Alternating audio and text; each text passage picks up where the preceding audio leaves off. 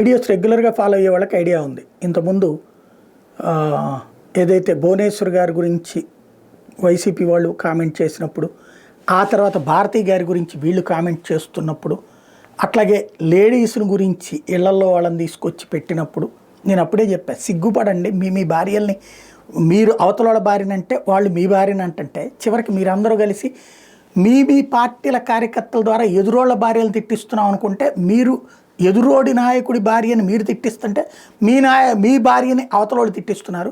చివరికి మీ ఆడాళ్ళని రోడ్డు మీదకి తీసుకొస్తున్నారు. ఇంతకంటే దరిద్రం మరొకటేం లేదని. ఇప్పుడు ఈ విచ్చలవిడితనం ముదిరిపోయింది. ఇప్పుడు వల్లభనేని వంశీ భార్యని దారుణంగా ట్రోల్ చేస్తున్నారు. మీమ్స్ కానీ లేకపోతే దారుణమైనటువంటి కామెంట్స్ చేస్తున్నారు. ఇందాక ఇవాళ జగన్ని కలిసి ఆవిడ ఆవేదన వ్యక్తం చేసింది. సరే, దానికి కూడా తెలుగుదేశంకి సంబంధించినటువంటి వాళ్ళు ఏమంటారంటే, నీ మొగుడు దుర్మార్గుడు అని తెలిసినప్పుడు ఎందుకు అట్లాంటి వాడిని ఎంకరేజ్ చేసి ఆ రోజున భువనేశ్వర్ గారి గురించి అన్నప్పుడు నువ్వెందుకు స్పందించలేదు అన్నటువంటిది వీళ్ళు రైట్ చేసేటటువంటి పాయింట్.